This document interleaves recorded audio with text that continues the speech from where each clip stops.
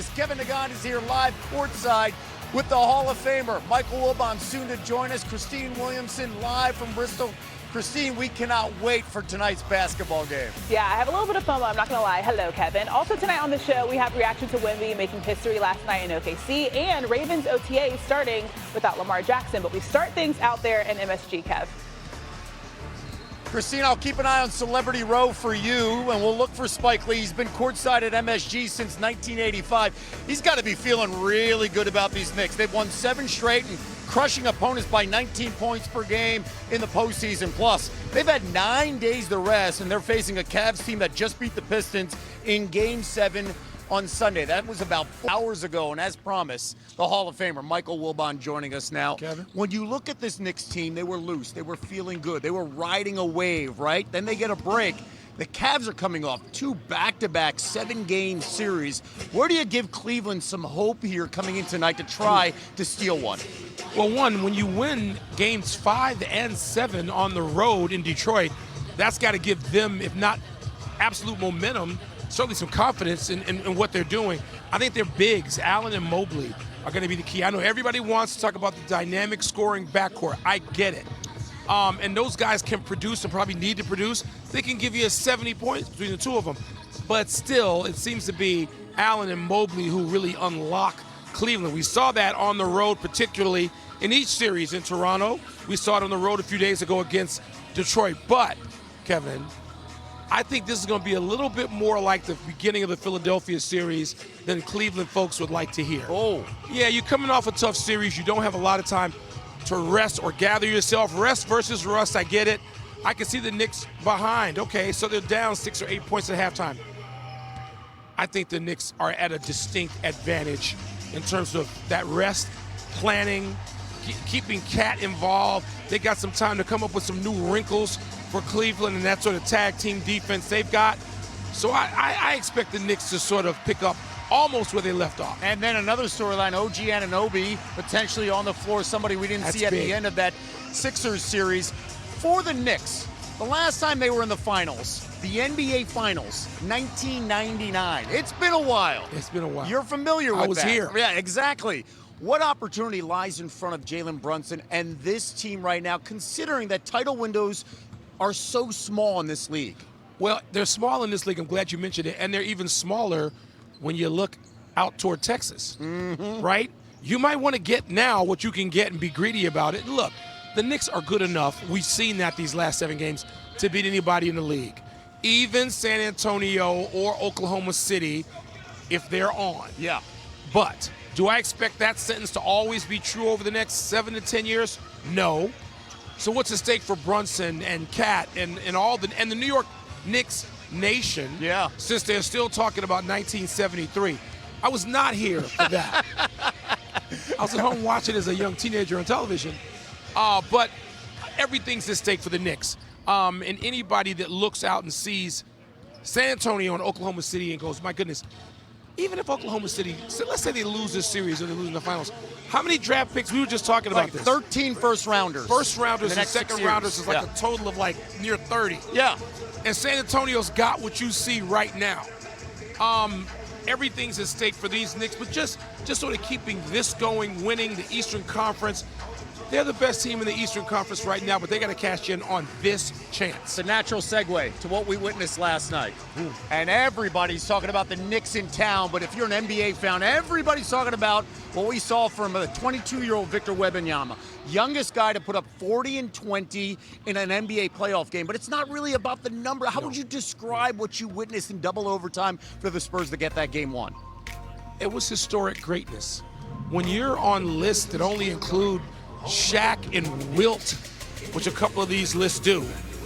I mean, that it's an amazing thing. And what he did was, I just said, it's the human drama of athletic competition. Put the numbers away, other than the 40 plus and 20. Okay, fine, we know those. But just look at what Wembanyama did that no one of his size has ever been asked to do or could do. The defense, there's a great stat. Brian Windhorst came up with it, I think, this morning. 2 for 10 is what Oklahoma City was facing, shooting against Wembanyama when he was a primary defender. 2 for 10. They only confronted him 10 times in a double overtime game. Yeah, because they were making U-turns and getting the hell out of the lane. Yeah. rather than go in against him and get swatted. At the same time, that guy who had a, yes, I'm going to invoke this, Bill Russell-like presence defensively, pulls up and goes Steph Curry to tie the game 27 feet from three. There's no one, it's not a fluke. We know he can, that's repetitive. That is sustainable. We see it sustained. And so, Kevin, we can't wait to watch him again. Yes. It was a historic performance. I don't know. It was interesting last night. People having to ask in our business, what do we think he has left tomorrow? You know what?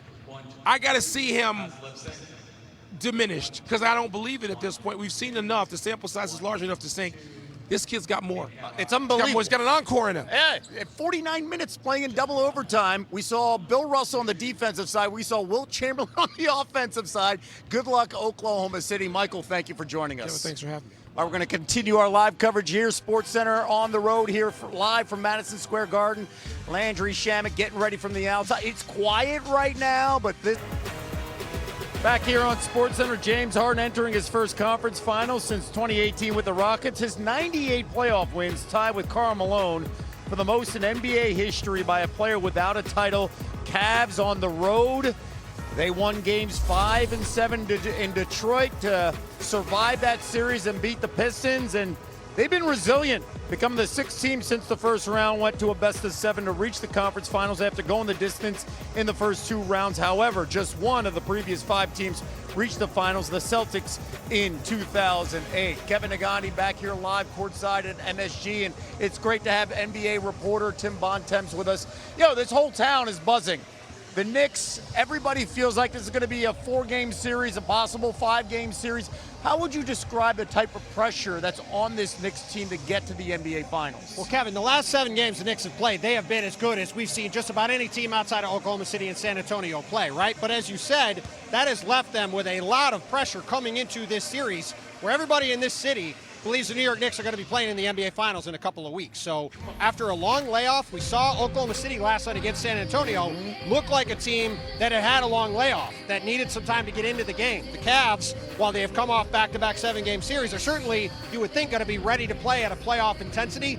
We will see if the Knicks are able to match that tonight, because we saw the Knicks a year ago come into the conference finals, lose that game 1 to the Indiana Pacers in dramatic fashion, and it had them on the back foot that entire series. We'll see if the Knicks can avoid that because, as I said before, everybody here thinks this is going to be 4 wins relatively easily and getting the Knicks to their first NBA Finals in a very long time. We just saw James Harden pregame, Donovan Mitchell, a Westchester County kid, 45 minutes away from Madison Square Garden. When you look at the Cavs, to make this a series, who has to step up for Cleveland? I mean, James Harden and Donovan Mitchell need to play well, but this is going to be about the bigs inside. It's going to be about Evan Mobley and about Jared Allen. In the last 2 Game 7s the Cavs have played, Jared Allen has been phenomenal in both of those games. You saw Evan Mobley have a very good game in Game 7 as well, and they're going to need to play like that against these Knicks. Karl Anthony Towns has been incredible these past 7 games. Him operating as the hub of the offense has been a big part of why the Knicks have been supercharged at that end of the court. And Mitchell Robinson against the Cavs has dominated these guys in the paint.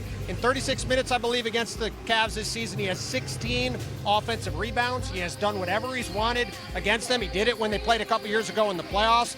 They are going to have to keep Mitchell Robinson off the board, so they're going to have to neutralize Karl Anthony Towns if the Cavs want to win this series. Mobley and Allen, we saw the stats right there, combining for 44 points and 19 rebounds in that Game 7 victory to beat the Pistons to advance and get here just 2 days later. Tim, thank you so much. Christine, let's go back to you as we continue to get ready here live from Madison Square Garden. Knicks and the Cavs as we are 140 away. All right, we welcome in NBA analyst Danny Green joining us now. So, Danny, we know that Cleveland is going to be focused on shutting down Jalen Brunson. How exactly will they be able to get that done? I mean, with superstars, you have to throw different things at them. You can't just give them a steady diet of anything. So you got to give them double coverage, single coverage, trap them, hedge them. But more than anything, you got to put size on him. And I think Dean Wade is one of those guys that they're going to use because he has size. You hope his foot speed is good enough and kind of, be able to get over screens. But so with Jalen Brunson, you also got to deny him some. So you got to throw different things at him, the kitchen sink, because he's the head of the snake. He makes his team go. And they're going to have different matchups. They're going to seek out targets. Jalen Brunson's going to try to get Donovan Mitchell in action. He's going to try to get James Harden in action. You got to keep bigger bodies on him. And if there's smaller bodies, you got to get somebody to come help and make it difficult for them. Okay, so having said all of that, you know the next question is, we're getting a little bit ahead of ourselves, but what is your series pick? I got the Knicks. I know Bontemps was talking about it. I don't think it's going to be an easy one. I think we have some competitive games, but I do have it happening in a short amount of games. Okay, writing that down just so we can see what happens in this one. We have to talk about Wemby last night. He put up 41 points, 24 rebounds to lead the Spurs to a double OT win over the Thunder in Game 1 of the West Finals. He came up huge late, 16 points in clutch time, and I audibly yelled when he hit that logo 3. It was wild. So with all of that, he put himself in elite company last night, becoming the youngest player in NBA playoff history with a 40-point, 20-rebound game ahead of guys like Lou Alcindor, Bob McAdoo, and Wilt. So Wemby became the second Spur with 40 and 20 in a playoff game, joining the Admiral David Robinson. And we've got reporters with both teams, Tim McMahon with the Thunder. But we start with Michael C. Wright, who's covering the Spurs. Thanks, Christine. The San Antonio Spurs spent Tuesday reflecting on Victor Wembanyama's monstrous performance in Game 1. Now, before that game, they all watched from the bench as Shai Gilgeous-Alexander received his second consecutive MVP trophy. Needless to say, they did not like that, not one bit. Every player in the Spurs uniform, they believe that their teammate Victor Wembanyama is the best player in the world.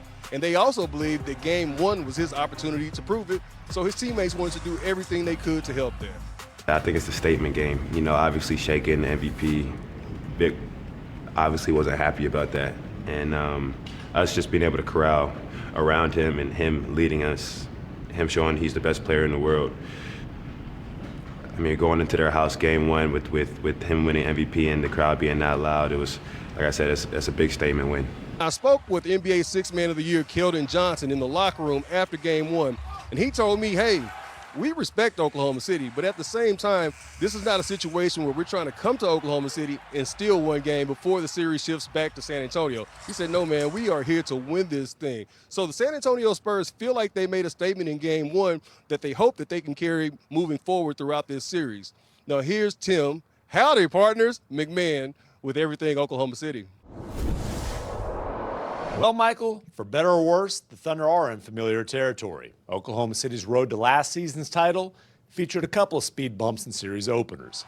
The Thunder lost Game 1 to the Nuggets on Aaron Gordon's game-winning 3.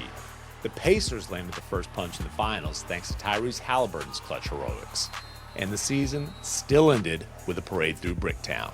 The Thunder pride themselves in their proven ability to problem solve under pressure throughout the course of a series. It's a long series.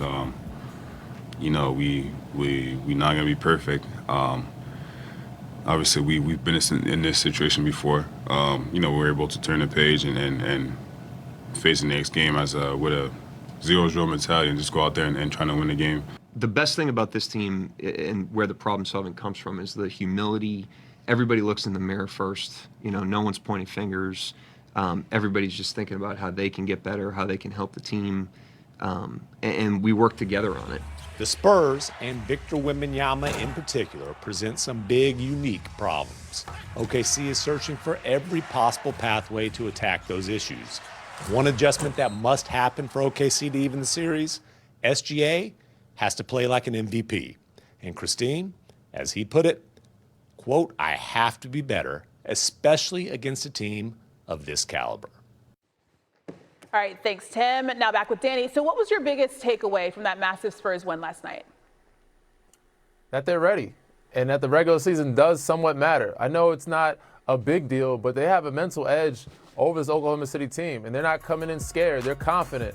And, you know, some teams need to take lumps. I heard other people talking about it earlier today. You know, Dwayne Wade, sometimes you have a special person that comes in and they don't need to take lumps. They're just ready to win a championship. And he's showing his DNA that has trickled down from Pop, from Tim Duncan, from Dave Robinson, and the guys that he learned from the summer, Jamal Crawford, Kevin Garnett, and the Monks. Like, he is showing that he's mature, even though he's only in year 3 or 4, like he's a veteran, and that this team is ready to rock. Yeah, this team definitely knows how to beat OKC. The series odds, by the way, have completely changed after Game 1. OKC slightly